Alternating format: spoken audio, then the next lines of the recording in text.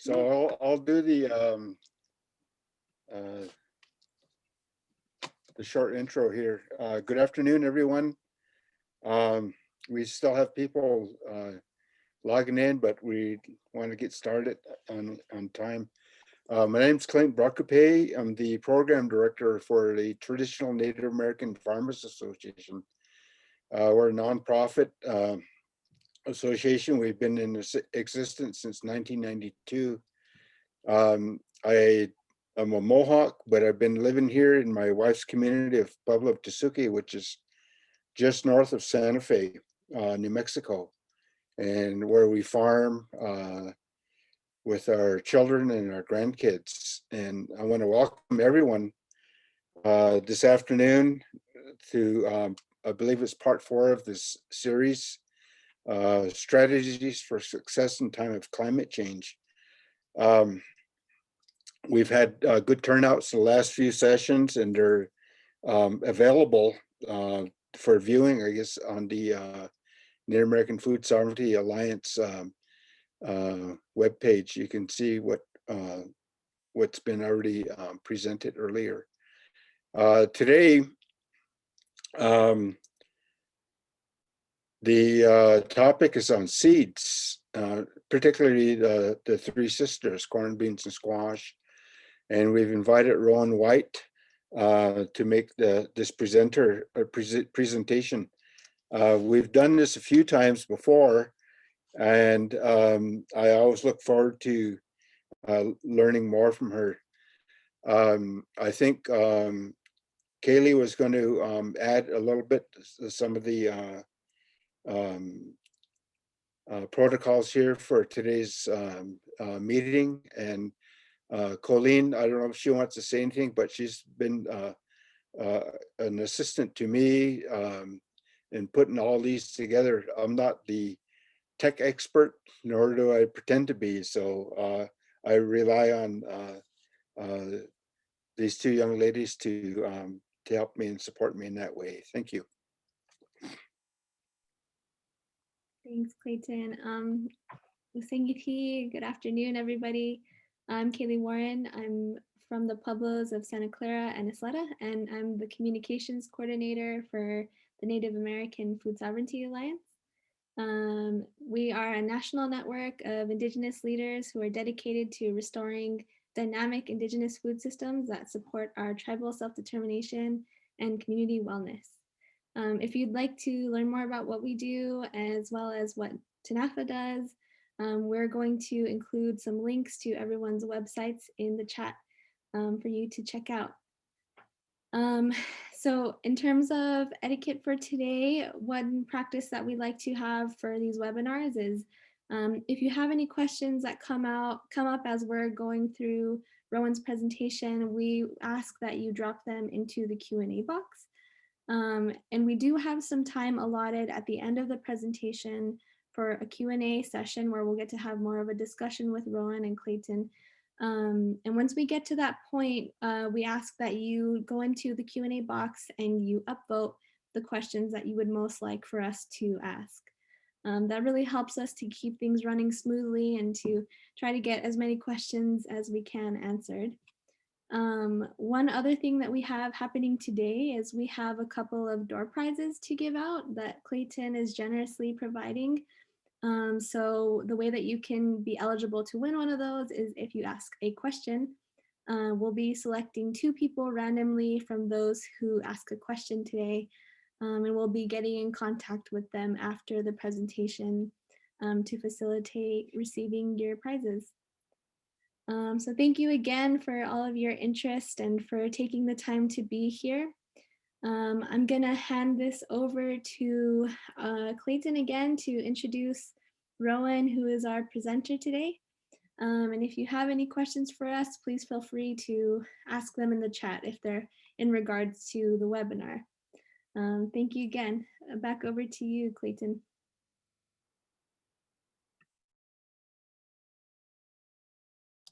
Okay, thank you. Yeah, a couple of the door prizes. We actually will be sending some food products to the door prize winners, and I don't know if they can see these. I've got some stickers provided from the artist Votan. He's got a I think he sells on the internet under Insurgent, so people may know him, but he's been generous with his art, his time, and supporting this work also. Yeah, today we're going to be covering briefly about seeds, and hopefully this will inspire people to be quite a bit more aware of, I guess, the importance, but also this past spring, we've seen how fragile the conventional food system is, and everybody was like kind of really worried about, because of the pandemic, where their next meal was coming from. And so much so that a lot of the conventional seed companies and even our association was seeing huge surge for requests for seeds, so that people could have some semblance of food security, the dealing with the pandemic. So it's critical that we know more about seeds, but also how to grow, manage, store, and steward this cultural legacy that we all have as Indigenous people. We have invited Rowen White, who's been active in this for quite a few decades, if not more, and she's very knowledgeable, and she's able to communicate excellent the knowledge that we need to know about seeds. With that, Rowen White, and she can say a little bit more about herself also. So thank you, Rowen, for attending, and everyone else. Oh, Nyawa, thank you. I'm going to go ahead and share my screen, and then I'll go ahead and introduce myself, so that way you guys can see some beautiful images. Can you guys see the slides there, Kaylee? Can you give me a thumbs up if you see them? Great, perfect. All right, Sego, Seguego, Ganyat Dahawe, Yungyats. Greetings, everyone. My name is Rowen White. I'm from a small community of Mohawk people called Akwesasne, which is right on the New York-Canadian border. That's where my family's from, and that's where my heart is. I currently reside in Northern California on a small family farm called Sierra Seeds, where we work diligently on not only growing good Indigenous seeds, but also growing the next generation of seed stewards. I'm Snipe Clan from my Mohawk community of Akwesasne, and I'm a seed keeper, a farmer, a mother, a storyteller, a dreamer, and a passionate activist for food and seed sovereignty. I have the good fortune of working alongside Kaylee and Clayton and quite a number of other folks at the Native American Food Sovereignty Alliance, where we work together in a collaborative way to build out a holistic seed to table vision of how to assist the just ever growing Indigenous food sovereignty movement. And so it's a real pleasure to be here. I'm one of the founding members of the Indigenous Seedkeepers Network, which is one of the program areas of the Native American Food Sovereignty Alliance. And the vision of that network is really riding upon countless generations of foresighted elders and seed keepers who, amidst incredible adversities and atrocities that came with settler colonialism and acculturation and assimilation of the boarding school era, kept good seeds alive for us as descendants, so that we would know the seeds and foods of our ancestors and the importance that they carry. Today I'm going to be attempting, I think, the impossible, which is to share the seed keeping best practices around our three sisters, corn, beans, and squash, in just under an hour. So there's gonna be a lot of information shared in this webinar. And so please forgive me if I do leave some things out. This will just be a springboard, hopefully, for those of you who are just at the beginning stages of endeavoring to be a seed keeper. And for those of you who are already along the seed path, perhaps this will reinvigorate your excitement and enthusiasm for the months ahead as we move towards spring. Right now, as Mohawk people and many of us Indigenous peoples on Turtle Island, we are just coming out of our midwinter ceremonies, which is, it happens when the Pleiades stars are just overhead and just after new moon time. And it really is the time when the seeds are dreaming. They've been a few months in from harvest. They're stirring a little bit in their sleep. And it's the time where we tune in to begin to plan and envision the planting of these seeds come spring. And so it's a really hopeful time. I know many of you who are gardeners are probably getting lots of seed catalogs in the mail and perhaps grabbing out all of your seed bundles and baskets. So hopefully this will be an inspiring time together where we can start to move our minds and our hearts towards that spring planting. There's going to be a lot of information, as I said, in this short presentation. I do want to just let you know that I will be sending along, or Kaylee will be sending along a slide deck in a PDF form so that you have that for reference, as well as I have a worksheet that will kind of guide you through some of the questions that I present here today. It's really important for me to ground this particular set of this, this mentorship around seeds in very practical hands-on knowledge, so you all feel really empowered and inspired. Because each and every one of us that are joining us here today, we all descend from lineages of people who had intimate and beautiful relationships with their seed ancestors and plant relatives. And many of us are perhaps only a generation or two removed from, that being a very embodied skill set and knowledge that is very familiar to us. And so part of the healing, the intergenerational trauma of the impacts of colonization and acculturation is to reinitiate and rehydrate these relationships with our seed ancestors and relatives. So I hope that you will enjoy this time together where we will bring our hearts and our minds together around what it means to renew our relationships with these seeds and remember that our ancestors came into agreements and to covenants with these plant relatives a long, long time ago. And those agreements still run like wild rivers in our blood and our bones. And so perhaps our time together will also rehydrate that excitement to uphold those agreements, because we are in a reciprocal relationship with our seeds and foods. So I'm just gonna continue moving forward. I am at times gonna just ask you guys to engage the chat because I think it's helpful to get you thinking about some of these questions.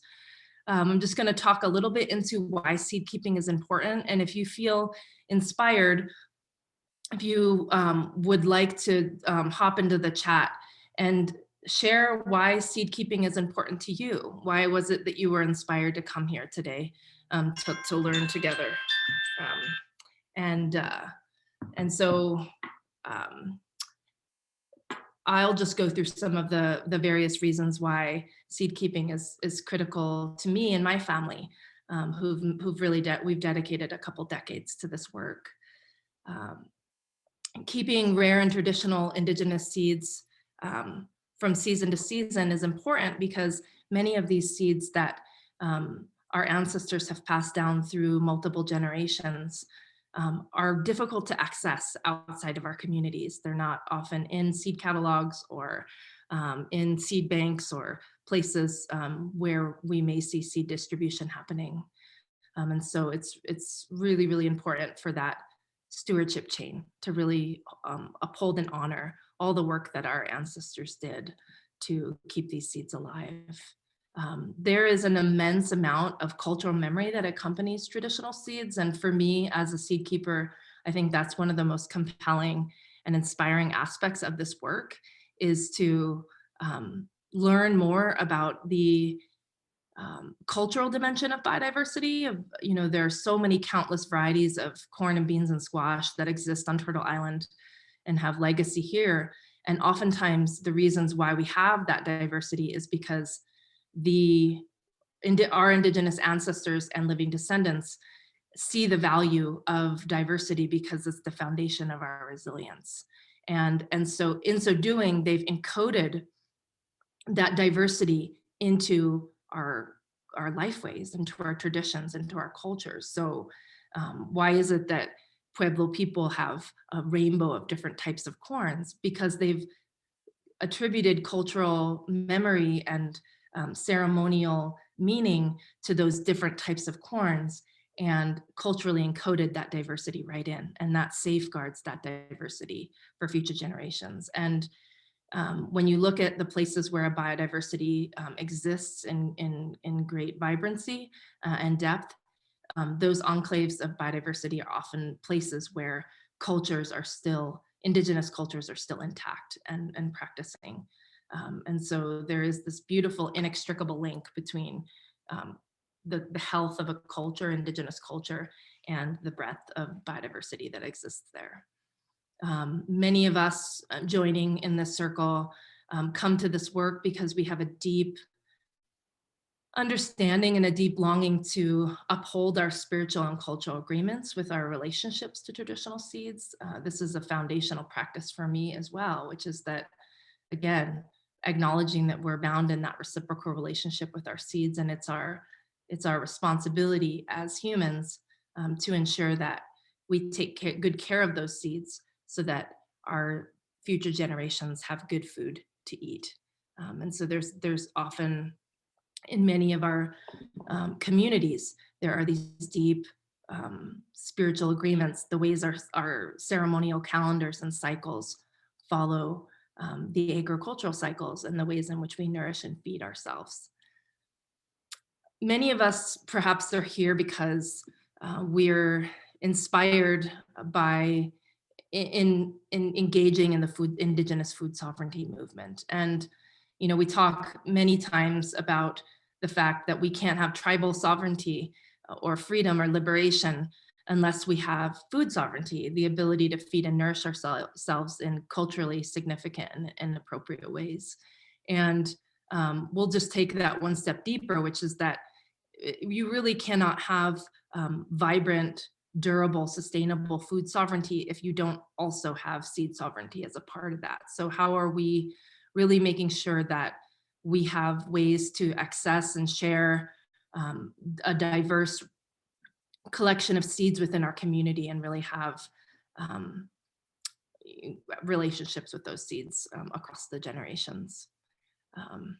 Seed keeping is an ancestral art that was always a part of everyone's garden and lives. I always like to remind folks that the concept of a seed company, which is so ever present, and most people procure their seeds from seed company and seed saving, has been sort of severed from the act of gardening. Seed companies have only been a concept for 200 years. It's a really, in the spectrum of the breadth of the history of agriculture, it's really only been a tiny dot on that timeline. And so it really is an integral part of the garden and a part of our lives. And so it's really vital that we continue to practice this ancestral art. And, lastly, I'm sure you all have come up with lots of other beautiful reasons why seed keeping is important to you. But for me, seed diversity also means cultural and environmental resilience in our food systems. So as humans, we are dependent upon our plant relatives and their amazing, incredible ways of adapting very quickly in a short amount of time to the changing face of our Mother Earth. And so in the face of climate change that we're seeing in these times, our plant relatives have an ability to shift and adapt in very dynamic ways. And we're dependent upon that adaptation by plants for our resilience as human in our communities. So I really think that it's really critical that we're thinking about that. So I'm excited to hear a little bit more from you all as you get inspired to engage this. We're just going to dive right in because we have a lot to go through. When people come to seed keeping, have an interest in seed keeping and integrating seed stewardship back into their farm or garden or life, we have to just start with what are the best seeds to begin with, because you can begin with seeds that aren't necessarily the best ones, and that will really have an impact on your success as a seed keeper in your garden and farm. And so the best seeds to start with are what we would call open pollinated seeds. So these are seeds that that as you save them from season to season and year to year, that they're a continuation of the same traits of their parent plants. They naturally pollinate from one plant to the other. There's no human intervention in terms of hybridizing or genetically modifying them. They're just naturally and freely pollinating in the environments. Typically, if you're looking at a seed catalog or some other way, perhaps a nursery store, oftentimes these open pollinated seeds might be denoted as just the letters OP. And oftentimes, by default, most seeds are open pollinated unless they are designated as a hybrid or a genetically modified seed. So typically, most seeds that you will encounter will be open pollinated unless they're designated otherwise. We have heirloom seeds. Many of you have heard the term. It's become more and more. I've began this journey 23 years ago, 24 years ago, and heirloom seeds wasn't necessarily sort of a household term. You couldn't find heirloom tomatoes at your local supermarket. It was still sort of in the beginning phases of that. We've seen a lot of growth in the last 20, 25 years in just the popular culture. But heirloom is just like what it said. It's a seed that's passed down from generation to generation. It's often accompanied with rich cultural memory and stories and lineage and legacy of the people who passed that seed down from generation to generation. And heirloom seeds are always open pollinated seeds. They're always ones that haven't been hybridized or changed in any way with those forms of human intervention. We also have access in many of our Indigenous communities to what we call landrace seeds, which are just as you could imagine how it's spoken, how you can read it, is that it's a seed that's from the very land. It's evolved with a very unique set of traits that are very specifically adapted to a unique bioregion. And so they often are, like, perhaps, for instance, in the Northeast, we have corns that are adapted to our very short 90-day short summertime. In the Southwest, you may have seeds that have been adapted very amazingly to growing in the desert. The Hopi corns that are planted 12 inches into sand and still have the memory and ability to sprout through that many layers of sand and soil. And so they're a really beautiful reflection of the land itself and the humans that have stewarded them. And they're oftentimes very, very diverse and heterogeneous. They're very, there's so much diversity sort of held within those landrace seeds. So sometimes people will also call them a Grex, Grex, which just kind of shows that, there's, they're not uniform. And in many Indigenous communities, diversity is highly, highly valued because it is the foundation of our ability to survive. If you have a melon that has a lot of different diverse traits in it, that melon may be able to produce when it's a drought season, and it may also be able to produce when there's abundant monsoon rains. It has the ability, because of that diversity, to really thrive in any type of situation. And so they're oftentimes very diverse. And then you'll also have the opportunity in these days to find organic seeds that have been bred and stewarded in environments that have low input.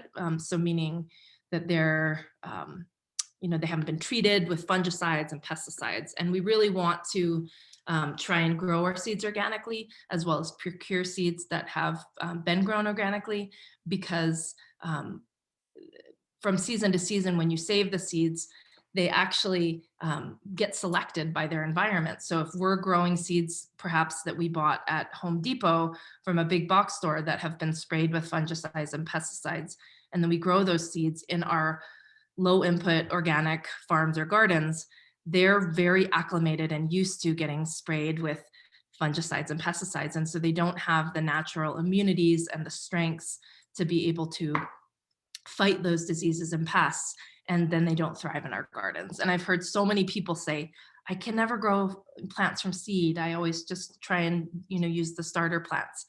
And I think oftentimes it's because you're getting seeds that were selected and adapted to conditions that are very different from your own home garden, which is another plug for why seed saving in your own garden is important, because you'll get seeds that thrive in beautiful ways in your own unique ecosystem. So that warrants the question, what seeds are best avoided? I talked about hybrid seeds. Hybrid seeds are where you have two compatible inbred parent varieties. So they're like, for instance, in corn, you have two plant parents that have been really, really inbred, and then when they cross them together, it creates this phenomena called hybrid vigor that creates like a bigger and more robust plant. But honestly, the reason why the hybrid seed technique was created in the first place was mostly to be able to control the seed market. Seed companies want you to always go back to the seed company to buy the hybrid seeds again and again, because when you save seeds from hybrid varieties, the varieties don't come true to type. And so you always kind of, if you want a sun gold tomato, which is a really popular hybrid tomato, you always have to go back to the seed company to get that F1 hybrid. So you'll see on seed packets oftentimes an F1 or a hybrid will be denoted on the seed packet. And so you'll want to avoid saving seeds from those. While it's not impossible and it might create some interesting adventures, it's not necessarily the easiest path when you're seed keeping. We want to avoid treated seeds. You can see the seeds in the lower corner here, the ones that are sort of green or red. They have a fungicide on the coat of the seed, which is not good. We also want to avoid GMO seeds at all costs. We have, there's a lot of reasons ethically and environmentally why genetic modification is not advised and is quite offensive to those of us who are seed stewards. And I think we could do a whole session on that. So I won't go too into depth with that, but we want to avoid GMO seeds. It's really difficult to buy GMO seeds just on like a rack or in a seed company. So oftentimes you'll only be able to get them through seed brokers because you have to sign all this paperwork and there's all these seed licenses. So you oftentimes won't necessarily encounter them in the seed market, but you do run the risk of having genetic modification contamination, which we're going to go into in this talk when we speak about corn. And then we're also going to want to avoid conventionally grown seed for the reason I spoke of just before, which is that they're very used to getting sprayed. And so they're not necessarily genetically very robust seeds at all. So as people come to wanting to grow a garden or embark on the seed saving path, we want to know, where do we get seeds to begin with? A great place is to just start to talk with people in your own home community, coming to a seed swap if they're hosted in your region. Putting something out on social media in times of COVID might be a great way to engage in perhaps a local forum in your community, to find out who are the seed keepers in your town, in your native community, in your region. Aside from getting seeds that are already becoming bioregionally adapted to your specific place, it's also a really wonderful way to tend relationships with people. And this is the way that people have been sharing seeds since time immemorial is a very relational network, and kinship routes and trade routes that people have been honoring for a long, long time. So I'm a huge advocate for ways in which we can simultaneously move seed around in our community and then also be restoring those relationships. There are a number in this time, especially in the last 10 to 15 years, as some of the issues around the seed world have begun to make themselves evident, the consolidation of seed, the exploitation of seed by multinational corporations. Many ethical seed companies have sprouted up. So we have a lot of basically farm-based seed companies or seed companies that are really trying to do right by by the seeds themselves and the humans who've stewarded them. And so I can maybe I'll send to Kaylee a list of some of the ethical seed companies that I think are doing really cool work. Right off the top of my head, I can mention Seed Savers Exchange. I sit on their board. They're a great nonprofit as well as a seed company, as well as Adaptive Seeds, Hudson Valley Seed Library. There's a bunch of different seed entities that are doing really cool work. There's also a whole movement of seed libraries. So Google that, you'll find yourself going down beautiful pathways of learning. There are many seed banks, both at the national level as well as the regional level. Seed Savers Exchange being one of the biggest public access seed banks, but there are also a network of ones that are associated with the USDA and the federal government that as a citizen of the United States, you can request seed from those seed banks. They're not super well funded, so sometimes you might have to, you might not get the best quality of seed or the most quantity. And then also wildcrafting. So if you're interested in engaging with repopulating a wild varietals of medicinals, you may seek to save seeds from wild plants and then grow them out in a nursery setting and plant them in other ways. So there are a lot of resources for seed keeping. I oftentimes say you don't have to remember everything. There's a lot of references that you can look at. And I also will say that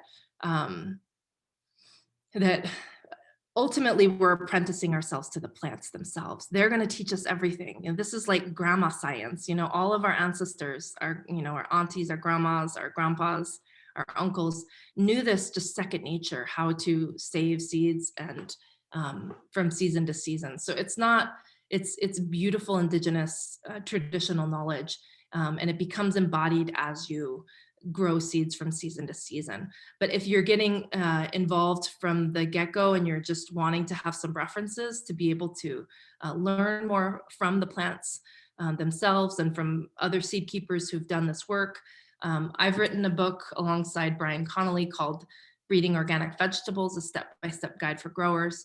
I'm happy to send that over to Kaylee as well. It's a PDF, it's just an ebook for the registrants.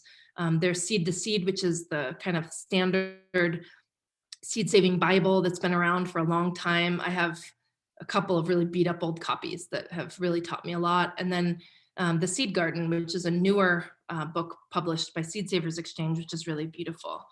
There's also a lot of resources on the internet. But again, ultimately, I think you'll learn a lot from the plants themselves, and then also perhaps there are elders and mentors in your community who you can also work with. And if you don't have those, then maybe you yourself will become one of those future elders who will be helping others in your community to save and share seeds. So when we speak to keeping the seeds alive, there's a lot of different seeds that we should be thinking about, but I'm going to keep it to the Three Sisters crops because we could be here for hours. And our indigenous ancestors developed traditional methods of planting in ways that embodied companion planting, diversity, enhancing the natural strengths of plants in a traditional organic system.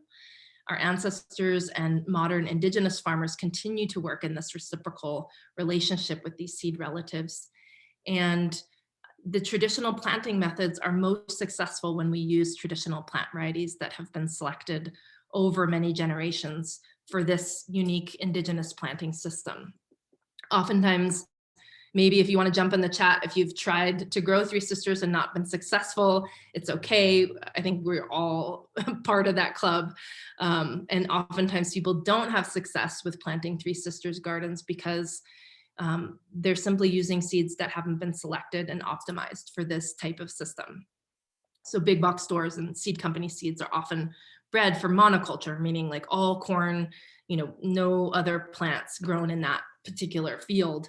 And these seeds, these landrace, heirloom seeds, indigenous seeds have been selected over time for the Three Sisters planting, which is, the corn being the trellis, the beans, pole beans growing up the corn, but fertilizing and nourishing the soil underneath with their rhizomes and their the rhizobia and the nitrogen fixing roots, and then the squash plants vining all around underneath to keep the pests away and to create a nice ground cover to keep the moisture in and to keep the weeds from growing.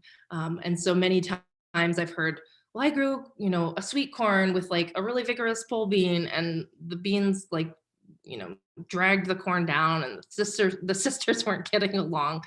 And so it's really just finding the right indigenous varieties that are paired with this particular planting system. So we're going to go into that. We have, this is just sort of an at a glance sheet that I wanted to sort of create. Again, I'm going to provide the PDF for this, but this is just a sort of a seed keeping at a glance for our Three Sisters crops. We have beans. Beans are self-pollinating, meaning that inside of their little flower, it's all tucked away. The reproductive parts of that flower are just kind of tucked away. And so they're not actually being cross-pollinated by bees or with the wind or any other vector. So that being said, we can grow a relatively small number of bean plants in our garden and have good success with keeping those seeds from generation to generation without sort of inbreeding or decreased genetic diversity. Beans are the easiest of seeds to save. If you grow, pop a bean in the ground, let it grow, and you just keep it watered and healthy, it will eventually grow pods, and then those pods will eventually dry down. And then one seed will have turned into many dozen seeds if you're successful. So I often tell people to start with beans if they're new to seed keeping. They also don't cross-pollinate, so you don't have to worry. You could have 10 different varieties of beans in your garden. I typically tell folks to plant them a little further apart than just right next to each other, just in case, because there's always the sort of off chance that a bumblebee might be bumbling around and perhaps do a little bit of cross-pollinating, but by and large, they're self-pollinating and you can grow lots of beans in a small amount of space. They're easy to plant and harvest and store. And the cool thing is it's the same planting technique for food and seed. So if you're growing beans for food, like a dry bean, it's the same techniques of harvesting and winnowing and all of that as for seed and for food. And so we'll go into some of those details in a little bit. Squash is both squash and corn are both cross-pollinating, meaning that insects and wind are carrying the pollen from one plant to another. And so because of that, then we're going to want to have a lot more of those plants in our garden to keep the genetic diversity really healthy and robust. So for squash, we would want to have maybe 1 to 20 plants for seed minimum. Sometimes, especially with vining squash, it might be difficult to envision having 20 plants in your garden. You may not have the space. So you may want to work with other folks in your community to perhaps each grow, maybe if 5 people each grew 5 squash plants, then you pool all the seeds together, mix them up, and then share, those seeds amongst with each other, and you'll still have that good diversity in the population. It's kind of an intermediate, squash is sort of intermediate. We're going to go into sort of the different species. There's 4 different species of squash that actually don't cross-pollinate, and so you can have a diversity of different varieties in your garden. So we're going to go into that in the next few slides. It is the same technique for food and seed. When you're growing a pumpkin, you grow it to all the way to fruition, you harvest it, you scoop out the seeds before you bake it into roasted pumpkin or boil it into squash. And so it's really the same for both. For summer squash, it's a little different. We're eating the immature fruit when we're eating a zucchini or a summer squash. And so you oftentimes have to allow that fruit to ripen beyond. I mean, all of us have accidentally done that. When we've grown a zucchini, you have this like giant bat of a zucchini, and because it's making all of its seeds inside there. They do take up a lot of room, so you just want to be mindful of that. And corn, we always say minimum amount of plants in a garden would be 100 to 200 plants.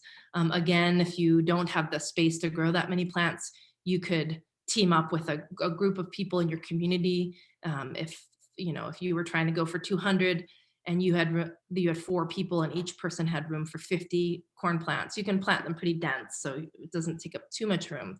At the end of the season, you pooled all your cobs together, mixed them up, and then separated them again by 4, and you would have a composite of 200 plants in that seed bowl. So, and that's really the reason why I make an emphasis on that, is because if you're saving from just a few plants each year, you run the risk of inbreeding and genetic decline, because they really need that diversity to be vibrant, and you'll start to get sickly plants, disease plants, plants that are not vigorous and vital.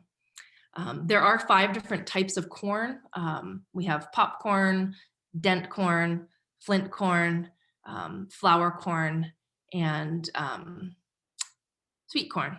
And so those all will cross with one another, unlike squash, where you have 4 different species that won't cross, and we'll go into that. But sweet corn can cross with flour corn. And so you're going to want to keep those separate. And so we're going to show you some techniques for isolation.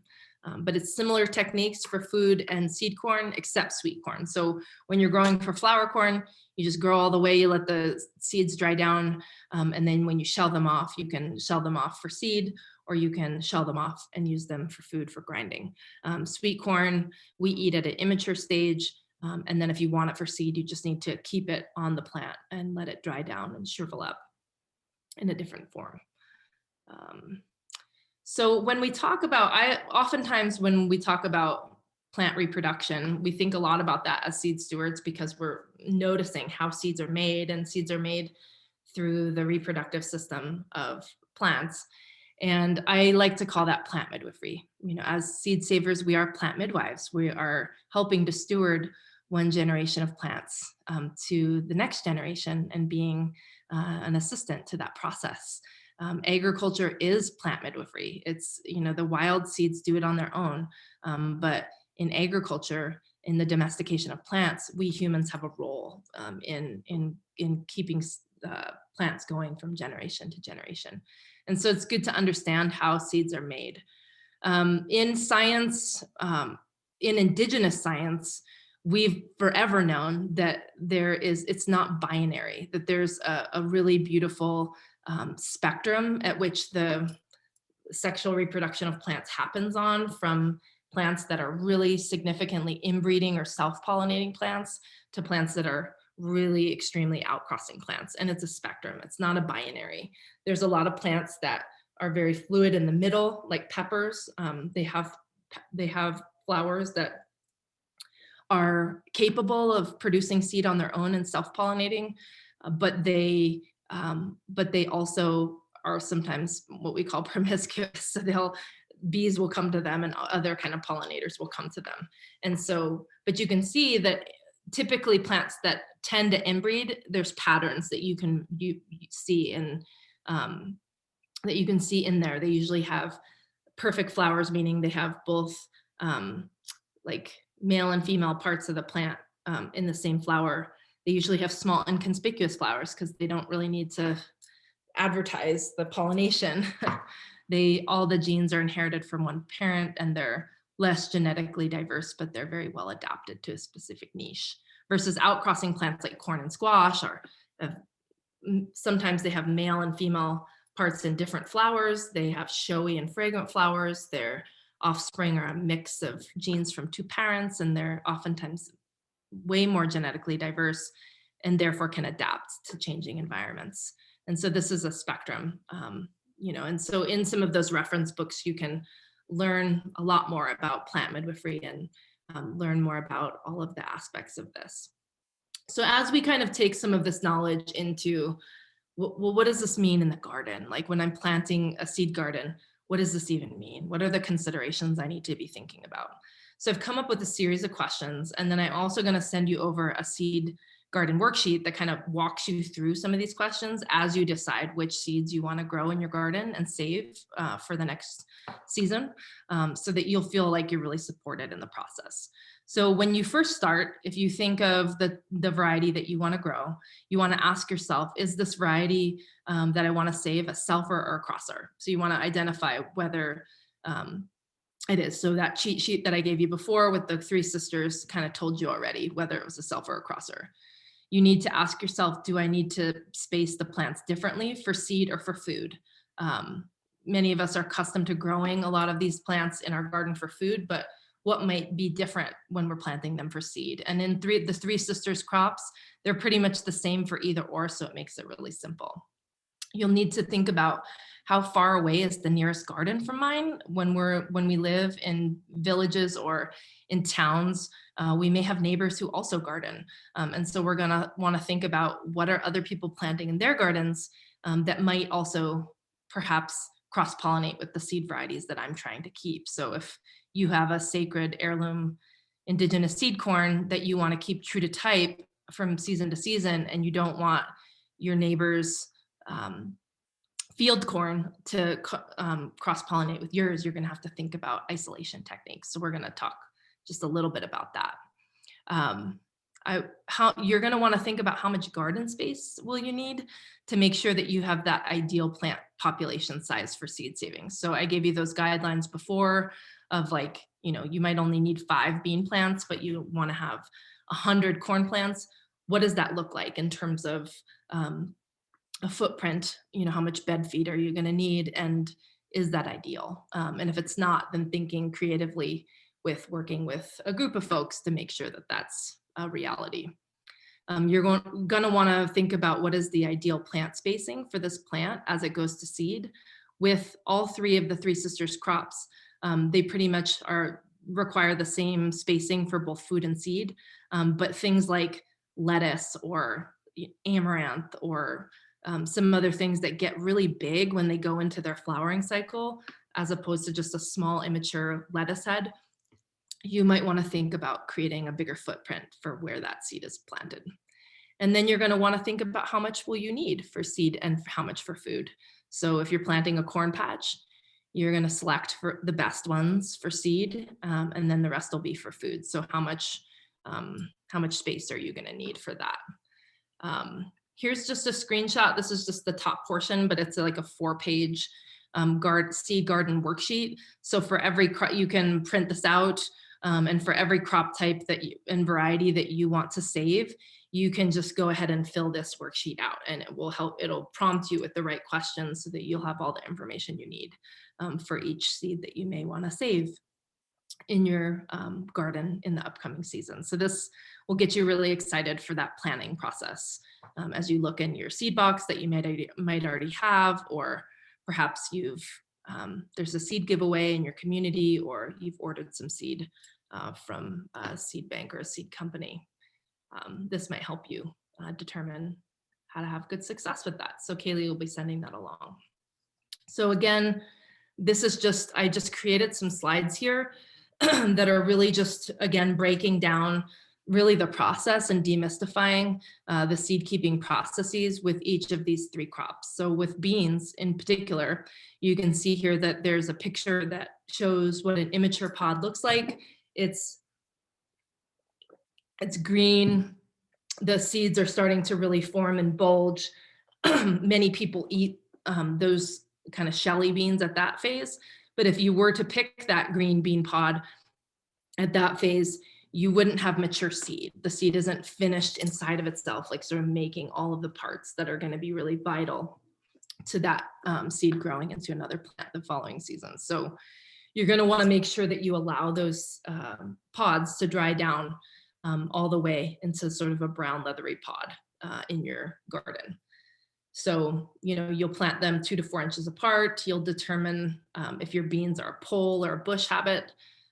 So if you need a trellis or planting them next to a corn, you're going to just let the beans and pods grow until the plants begin to yellow down and the bean pods turn brown and brittle. And then you'll pick the pods into a bin or pull whole plants and allow them to dry on a tarp or a sheet. When you're growing a lot of beans, that's oftentimes an easier way to do it, is to just like basically pull them up or cut the whole plant right at the root and then lay them on a tarp to kind of dry down and become brittle as a whole. And then you can thresh them to break them open.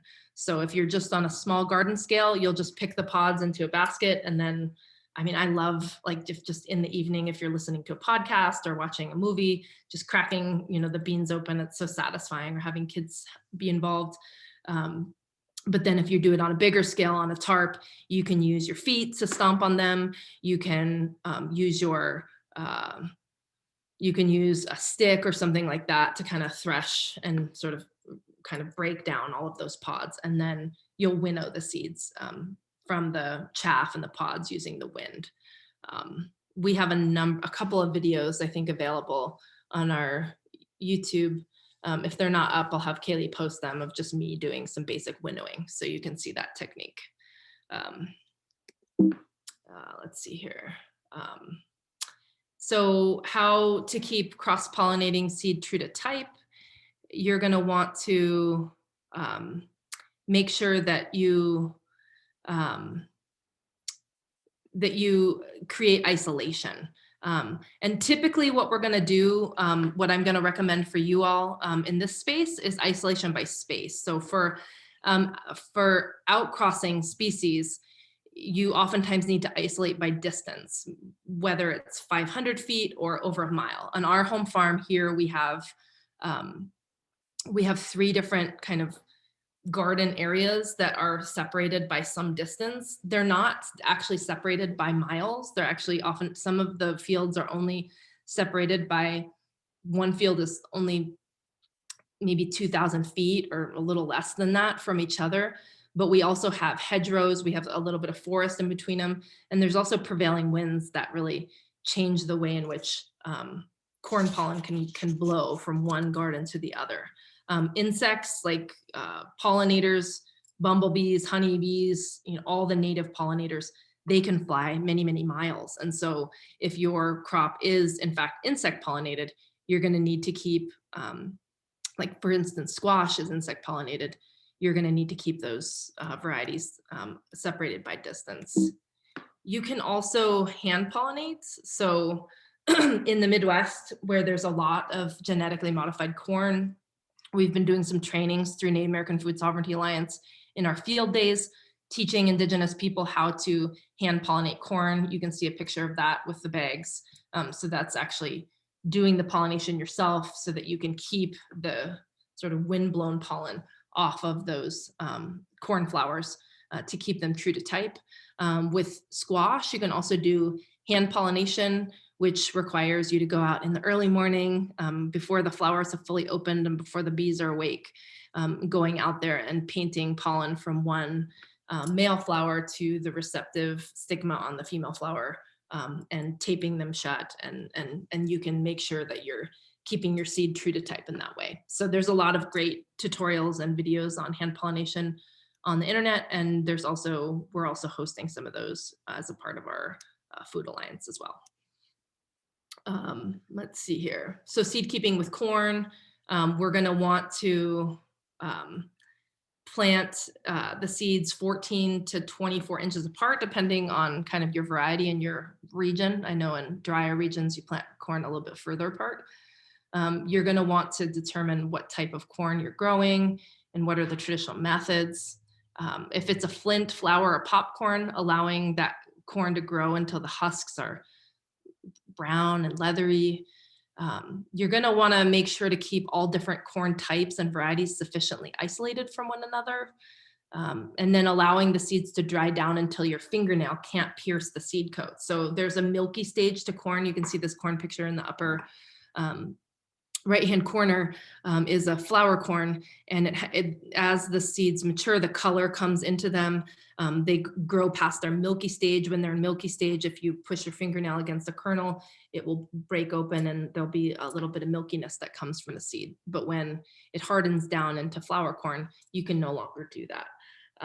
So then once your corn has reached that particular phase in its life cycle, then you'll harvest and then husk, and then you can hang or braid to allow those seeds to fully dry down.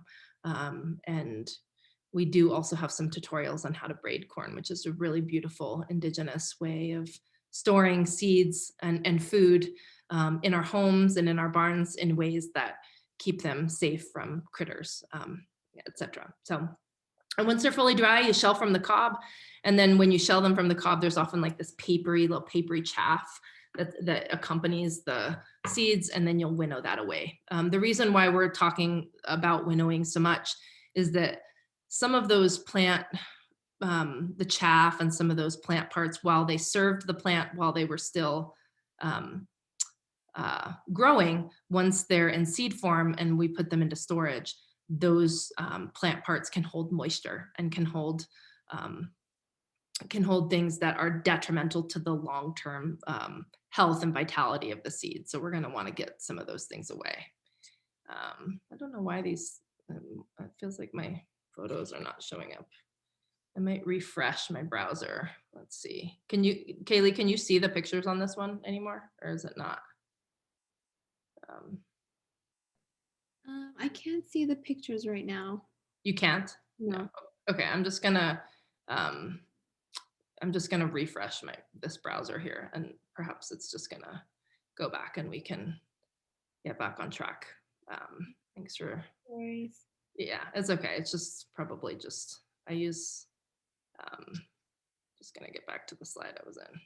It was probably just an internet thing. Yeah, totally understandable. So folks, while we're taking this little pause, just to let you know, now would be a great time to take a look at the Q&A box. We're going to be moving on to that pretty soon. Yeah. So you can start voting for your favorite questions. That would help us out a lot. Perfect. Great. Awesome. Yeah, we just have a few more slides to kind of go through here. You can see here, I just wanted to show you some up close pictures of the different flowers, the male and female flowers of the corn plant. We have the pollen bearing aspects of the corn plant, which are in these anthers, these beautiful purple ones. And then we have the receptive aspects of the corn plant, which are these silks, and you can see how feathery they are. And this diagram sort of shows you the way in which the pollen flows to make corn seeds. So again, they're fertilized by the wind in that way. So the last of the three sisters, but certainly one of my favorites, is the squash plant. This is, there's a number of varieties here that I've grown on my farm. Oftentimes you want to plant squash seeds 24 inches apart because they're vining and they require a lot of room. Some varieties might even require a bigger distance than that, 36 inches or even 4 feet, depending on if they have really vigorous and vital vines. You're going to want to determine what species of squash you're growing to make sure there are no other varieties of that species in the near vicinity. So we're going to go through the 4 different species in the next couple of slides. But because they're insect pollinated, they will be most certainly cross-pollinating with neighboring squash if you don't ensure that they're isolated. And if you can't ensure isolation by distance, again, that hand pollination technique is going to come in handy. One of my seed elders, Steve McComber, who's a Mohawk seed keeper from the community of Gatnawage, he exclusively hand pollinates his squash because he lives in a more urban setting. And so there's a lot of ways in which you can do that. You want to allow the fruits to develop and harden, both with winter squash and summer squash. Oftentimes I know my squash is fully developed, again, with that same thumbnail technique where you sort of push into the hardening outer skin of the squash. Oftentimes the stem will also start to turn brown from that like really vibrant green. Squash seeds actually really benefit from being held as whole fruits for even a month or two after harvest, so that those seeds continue to ripen and plump inside of the flesh. So you can see that squash that's cut open, those seeds are continuing to draw on the energy from that fruit of the squash, and they're actually becoming more vital, and oftentimes you have greater germination percentage if you allow those seeds to sit inside of the squash for about a month after they're harvested, so they can really finish off. So you want to allow those fruits to cure on the vine until frost, and then bring them inside. I find storing squash seeds at a temperature around, like in a place in your house that's like around 60, 65 is the best that we've found to keep them really well. And then you'll just cut the fruits and scoop out the seeds, and then you'll rinse the seeds and dry fully. So this is in our homestead, this is where seed keeping meets culinary tradition. So we're doing a lot of seed keeping inside of our kitchen. You know, we're scooping the seeds out, we're rinsing them, we're drying them in our home, and then we're utilizing the flesh for food. And so this is something that our ancestors have done for a long, long time.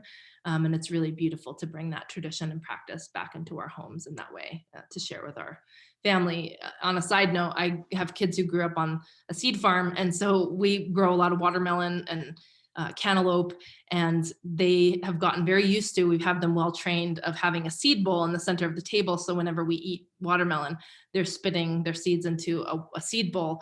And whenever they would go over to a friend's house, perhaps ones that didn't save seed, they would just be so confused why people just spit the seeds on the ground. Like they're, you know, I would be so upset if they were just spitting seeds on the ground. So like, no, we got to save those seeds. So so maybe perhaps your family will also have seed bowls on their table to make the seed keeping a fun part of the family tradition. So in winter squash, there are 4 species which help with seed keeping, and you can grow one variety from each of the species and still get true to type seeds. And so to keep from getting the dreaded pumpkiny, you know, like if you have had like those weird things that come out of your compost that kind of look like half zucchini and half pumpkin, the reason why is because a summer squash, a zucchini, is the same species, Cucurbita pepo, as a pumpkin. And so they would cross in the garden, but you could grow a zucchini, and then you could grow a buttercup, which is a Cucurbita maxima, and you could grow a baby butternut, which is a Cucurbita moschata, all in the same garden, and they won't cross from one species to the other. And so it's a really handy way to get that diversity in the garden. So you can see the Cucurbita moschata ones, you have butternuts, you have cheese pumpkins, you start to recognize similar traits. They kind of have this sort of beautiful tan skin, really vibrant salmon colored flesh. Cucurbita maxima are typically like the turban squashes, the giant pumpkins, the Hubbard winter squashes, those types of winter squash. So, you know, so just pick one of those. And, you know, it just, if you grow a winter, like a Hubbard squash one season, then the next season, maybe if you wanted to grow a giant pumpkin, you could grow that the next season, and you can sort of diversify your collection and your stewardship of it from season to season. We typically grow all of our winter squashes out every 4 years. So if I grew a particular variety of Cucurbita maxima squash, like a Hubbard squash this year, I wouldn't grow it again until 2025 in my rotation of keeping the seeds fresh, because seeds will keep a lot longer than just a season. And then Cucurbita pepo is acorn squash, all zucchini and summer squash, and then squashes like delicata winter squash. That one book that I had recommended to you called Seed to Seed, that is got a whole comprehensive list of all the different varieties and kind of what squash family, what squash species they're in. But you can also, oftentimes many seed companies will have that information written in the variety description on the packet. So that's also there as well. And then not to forget our beautiful Cucurbita argyrosperma, who's like our cushaw winter squash. So many indigenous peoples have a lengthy and long relationship with the cushaw squash. And so that also is a separate species. So you could grow one variety of squash from each of those species and in your garden, and they would still come true to type. So, you know, in closing, in this part of the session, we're going to jump here shortly into a kind of a Q&A. But we're going to, uh, we're gonna, sorry, I clicked too quickly there. We're gonna just go over some of best practices for seed keeping from the best plants. So you want to choose to save your seeds from the most robust and vital plants in your garden. You don't want to just eat all the amazing, biggest, squashes and the most vibrant beans and then leave the scraggly ones for seed, because the next year you're just going to get more and more scraggly ones. So you want to save the most vibrant ones for seed. I always tell people it's not always easy to know what you like, but it's easy to know what you don't like. And so if you see in your bean patch, you see a couple of plants that look kind of sickly or yellowed or diseased, you want to pull them out and not save seed from those, because you don't want to save seed from diseased plants or plants that are not vigorous and vital. You can use like ribbon or logging flagging to flag or tag plants that you see in your garden that are thriving, so you can remember, I want to save seed from that plant at the end of the season, because you may forget which ones are really doing really well in the height of the season. And when we save from the best, we strengthen the seed over time. So here's another invitation, which is that when we engage in seed stewardship, we can get creative. We can engage our reverent curiosity. We can save seeds from plants that have unique and new traits that we see. Like perhaps you see a bean plant in your garden that has like striped variegated pods when all the rest of them only have green pods. Maybe you might want to save that striped and variegated one and kind of create your own new variety, because that's what our ancestors did to create the amazing breadth of diversity that we have today. And so you can be a part of that evolutionary dance. And that's the beautiful part of being a seed keeper, is that you re-engage in these evolutionary services and this evolutionary dance that our ancestors have been in since time immemorial. So once you have your seeds, gathered up at the end of the season, the key thing is you just want to keep those seeds saved in a place that's cool and dry, which is the opposite of what seeds need to sprout. So you just want to make sure that the relative humidity in the space, like if you have a closet or a specific room, you can get a little hygrometer that measures the relative humidity and the temperature. And you just want those two numbers, when you add them up, the temperature in Fahrenheit should equal less than 100. So if you have a really cool space that's only 50 degrees Fahrenheit, then you could have a little bit more of a humid room. But that's just ideal for long-term storage, is to keep the relative humidity and the temperature as low as you can and just keep it stable. So seeds don't like things fluctuating, temperatures fluctuating. And it's an important moment to just recognize that seeds are alive. Like when you see a seed or a bean on a table, it's actually living and breathing and respirating. It's a living being. And so, just putting them keeping them in situations where they're, just really held in a cool, dry environment.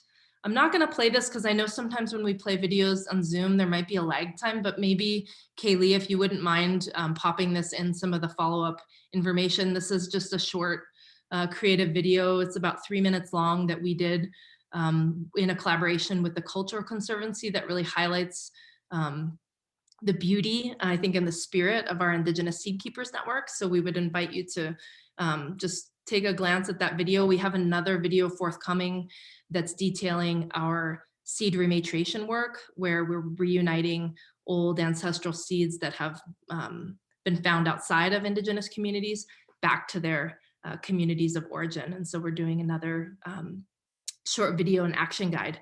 But I would love it if you guys had an opportunity to take a look at that. Clayton's in the video, lots of familiar faces show up in that video.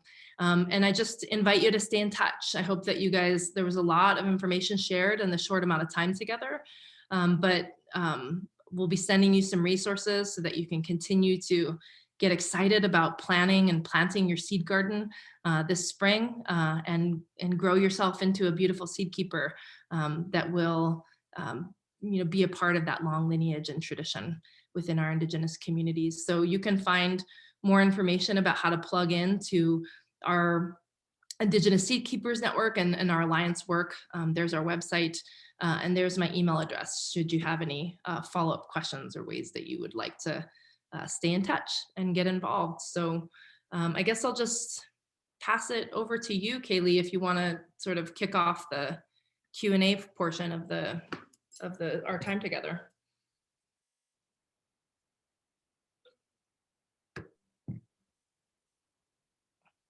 Yeah, sure. Thank you, Rowan. That was so inspiring. And I know we have a lot of questions. People are really learning a lot, I think.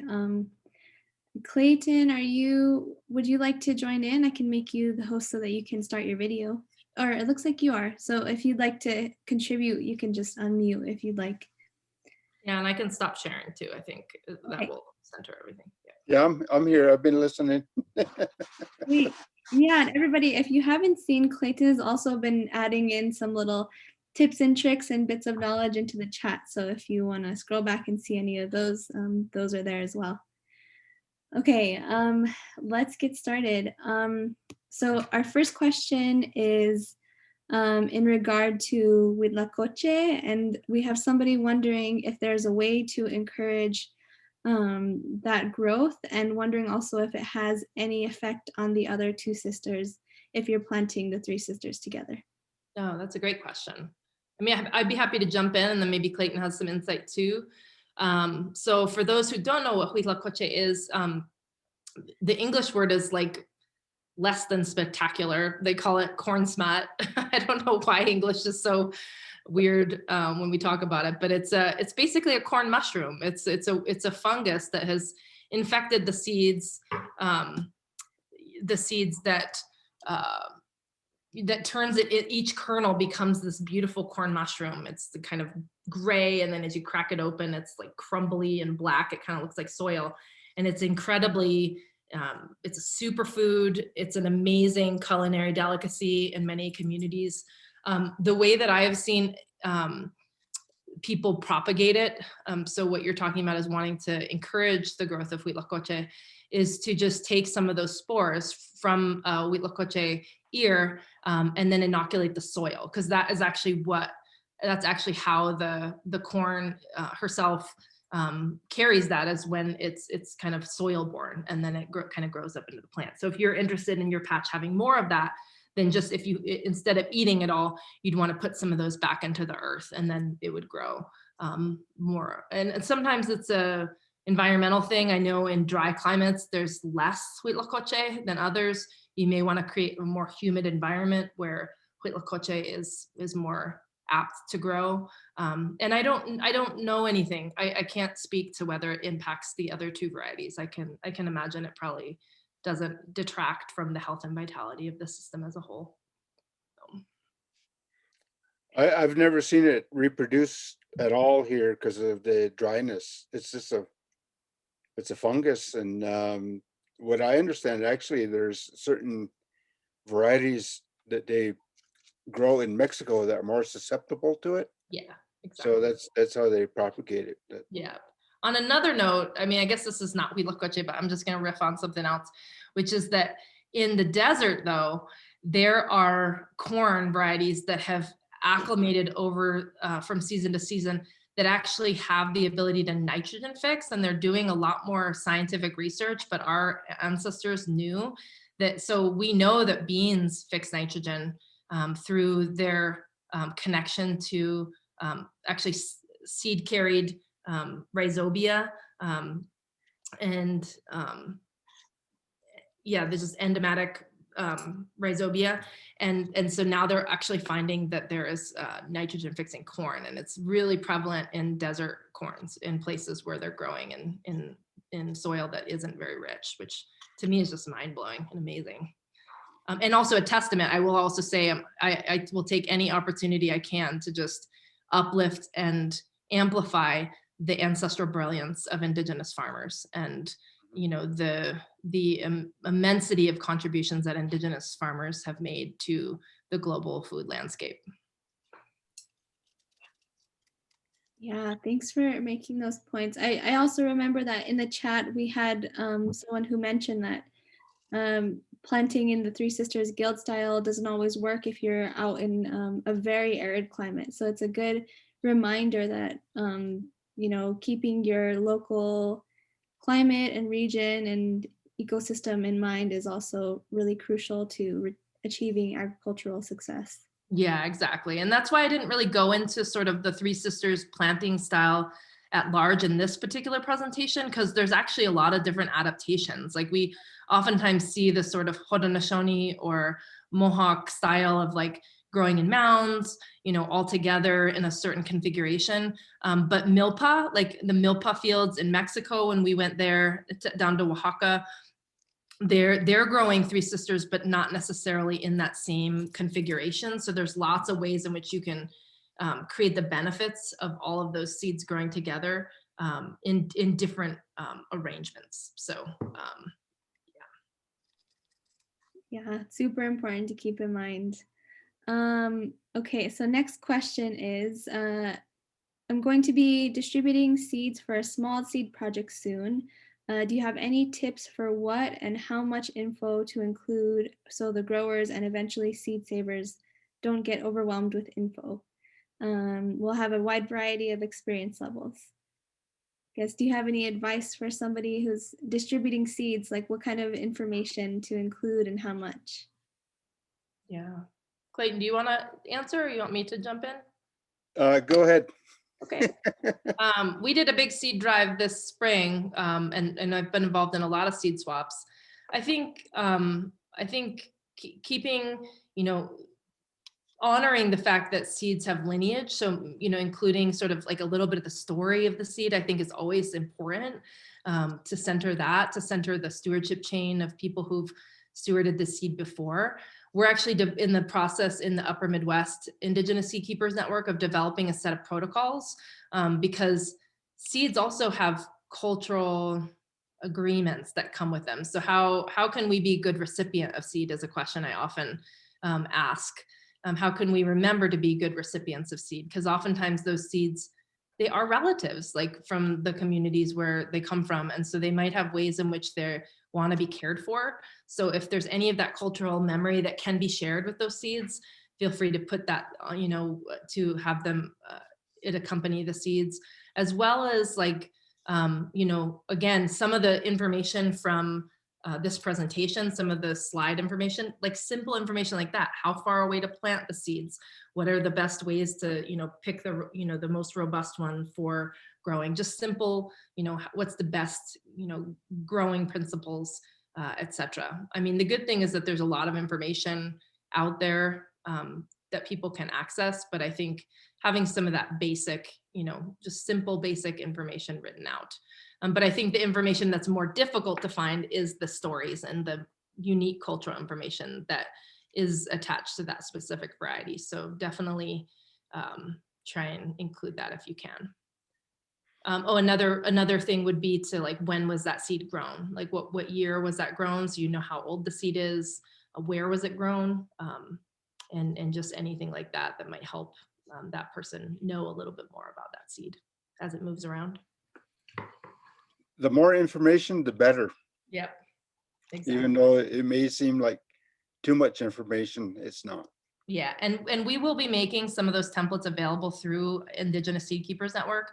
And for those of you who aren't plugged into the network, definitely hop over to our website and plug in, because we're going to start developing some templates that people can adapt to their own community around like some of those seed sharing protocols. Because I mean, I think sometimes it's easy to sort of get into like a feeding frenzy when we see a bunch of seeds, but like, how can you take just enough for your family so you can take care of them, just really honoring and respecting the seeds and the seeds' own sovereignty. Like the seeds themselves have a sovereignty that we need to honor and respect.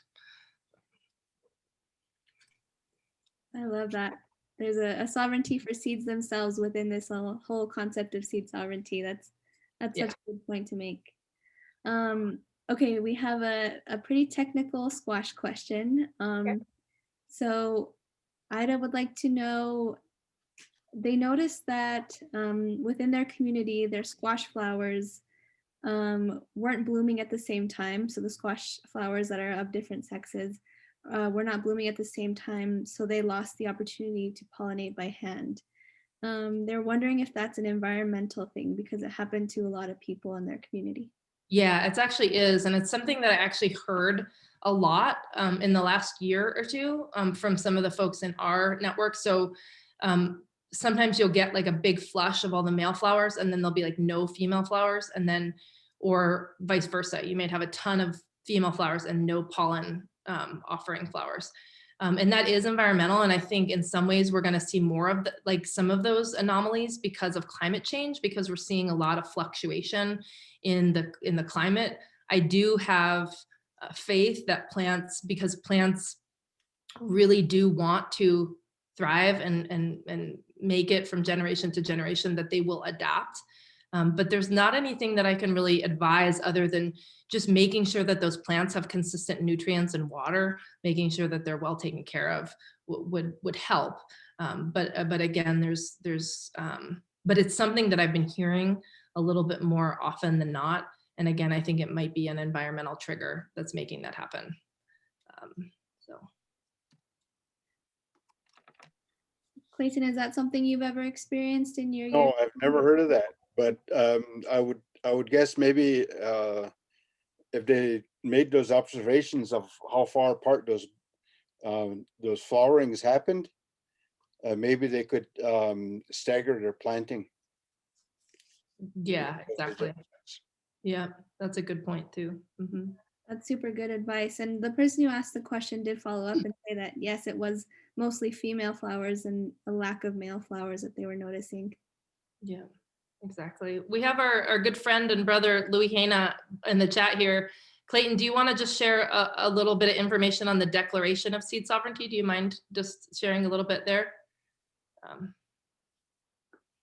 Do you want me to read it? No. Maybe just where people could access it or learn more. What I can do is I'll send it to, I think it's like a 3-page document. Okay. Declaration of Seed Sovereignty. It was drafted and adopted here in northern Mexico in 2006.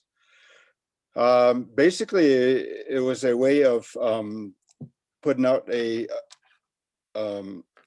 statement on behalf of the local farmers, primarily here in northern New Mexico, both native and the Hispanic farmers, protecting our seed heritage from one being patented or from contamination from GMOs.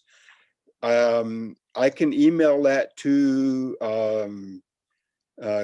Kaylee. I can also, if people want to, they can send me email and I'll send it to them. We actually have a whole packet of these declarations, resolutions, tribal resolutions, and other documents that address that, another way of protecting our seed. Yeah, exactly. Yeah, maybe Kaylee, you can send it in the follow-up. That'd be great. Yeah, if you could pass that on, I'll include that in what's shaping up to be a beautifully hefty email to go out to everybody tomorrow. A lot of homework. In there. Yeah, we're good at giving homework here in this in this webinar. Yes. This is actually a really good segue, I think, into our next question, which is wondering about your experiences with reintroducing open pollinated heirloom and landrace seeds into a degraded system. Yeah, that's a great question. I guess my question, a clarifying question would be just getting people to think about what a degraded system is, right? There's lots of different versions of a degraded system.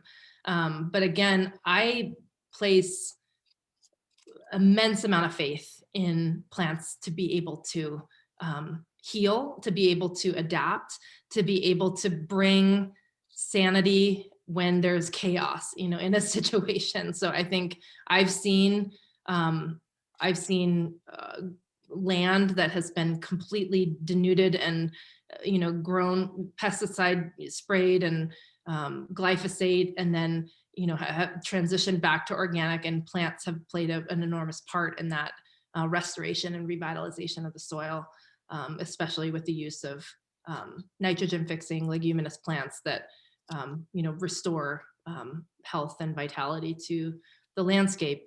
But I do think, again, I'm really interested actually on our farm. We do a lot of breeding and selecting for plants that thrive in low input and kind of harsh systems. I don't think it's actually, I think the work of the times is actually to be growing on marginalized land and selecting seed to be grown in marginalized land, because if you look at the trajectory of where climate change is taking us, a lot more of us are going to have less access to nutrients and water than we think. And so our plant relatives are kind of getting us ahead of the curve.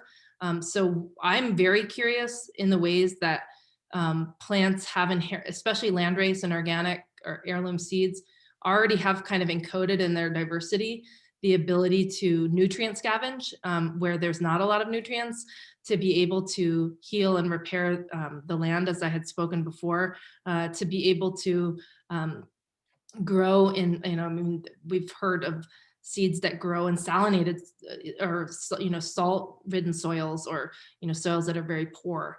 And so in some ways, I think that they are kind of the Earth's apothecary in a lot of ways when we have this diversity of plants that we can reintroduce. And I want to extend that to our wild plant relatives as well. What are the ways in which we are assisting those wild plants in places where the environment has been incredibly impacted, whether it's by natural disasters or human induced natural disasters, such as like fires and all of the things that we're seeing with climate chaos. So what are the ways in which we're also looking into saving and repopulating those wild plants in that same way with that diversity there? So it's a big question you ask. And so I think it's just good food for thought for all of our participants, is to be thinking about what are the ways in which we can lean on the strengths of our plant relatives in these times where we are seeing a lot of degraded systems and destruction on the landscape. Yeah, I mean, I guess a thought that brings up is because I know that the purpose of this webinar series is really to hone in on best practices as we're facing the changing climate. So maybe that would be, I would really love to hear both yours and Clayton's perspectives on, what you're prioritizing as seed keepers as you're tending or striving to tend resilient seeds for change. Yeah, I think in some ways, I don't baby my plants. So that's the thing, is like, I think in some ways, like, we are grow gardens and we want to just give them abundant water and nutrients and compost and stuff. But plants have amazing resilience and amazing capacity. Like, think about weeds that just grow through concrete and grow through, whatever. And so I think the strategy for working with our plant relatives in the face of climate change is to lean into plants' inherent strengths, which is, we've made plants somewhat weak, I think, because of these fungicides and pesticides and industrial planting systems.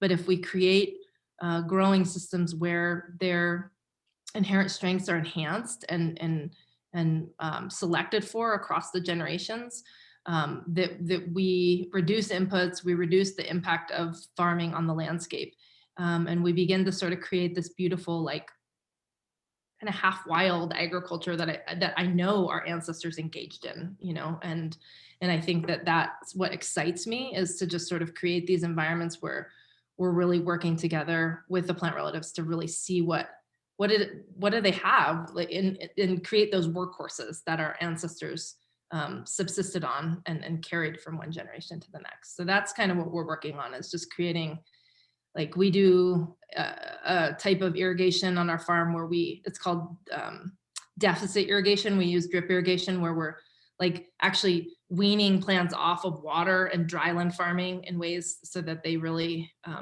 grow deep tap roots and have a lot less inputs to make good food. And the food tastes fantastic too. So Clayton, I'd love to hear your words too. Well, yeah, working with the seeds and having what I call it, I guess, like the diversity and arsenal of the the wide variety of seeds that our ancestors had. That's one of the big keys. Um, those seeds do have a memory, and their memory probably goes back more generations than ours, to address things like drought, or sometimes in the Northeast the springs are too wet. All those things that are those environmental limitations that we're having to deal with. Here in the Southwest, most of the seeds or the plants that we put in, um, the way we try to farm is actually, I won't say we encourage stressing them, but we can make those observations, and we know when to kick in and try to help. Last year we went through a drought, and which is almost our norm right now. And but the rains did come, and the timing was almost perfect for us anyway, what we had planted. So it worked out well for us. We had very good production, especially for a drought year. And I think anybody that is involved in this, um, you know, I think they, every year, especially recently, every year becomes more and more critical to pay attention to what's going on out there. And I know we'll do well if we pay close attention. Thank you both. I think that's a perfect note to wrap up on. And I really thank you for sharing your knowledge and all that you've learned from your years working with our relatives and their seeds. So we are at 4:30 here, surprisingly. That went by super quick. And I think we are going to wrap up, but thank you everybody for joining us. And we're going to have a few more webinars to come. Clayton, I don't know if you want to touch on that super quick.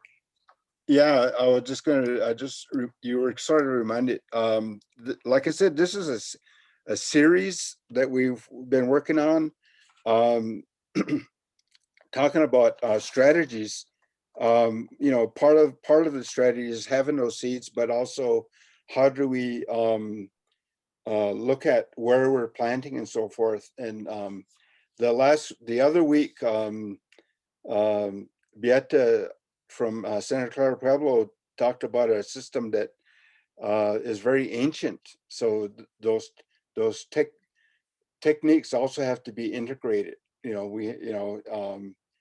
But there's I think it's the February 25th. I'll double check. It's on the Thursday, same time. We're going to be visiting Taos Pueblo. It's called Red Willow Farm Center. And it's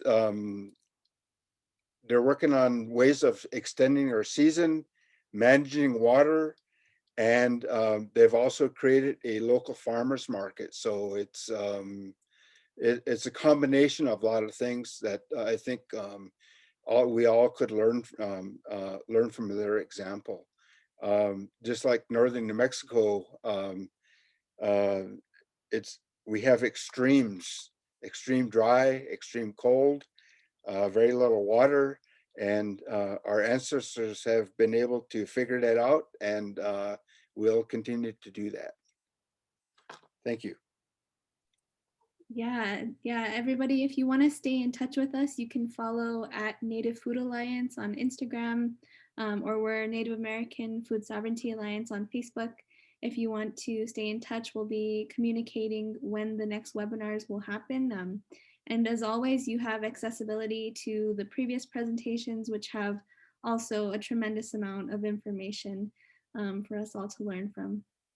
All right, well, with that, I think we can go ahead and wrap up here. Thank you again, Rowen, so much, and Clayton and Colleen for being here and for your support. Thank you. All right. Well, take Thanks, care, everybody. everybody. Thank you, Rowan. Thanks. Thanks, Rowan. Yep. See ya.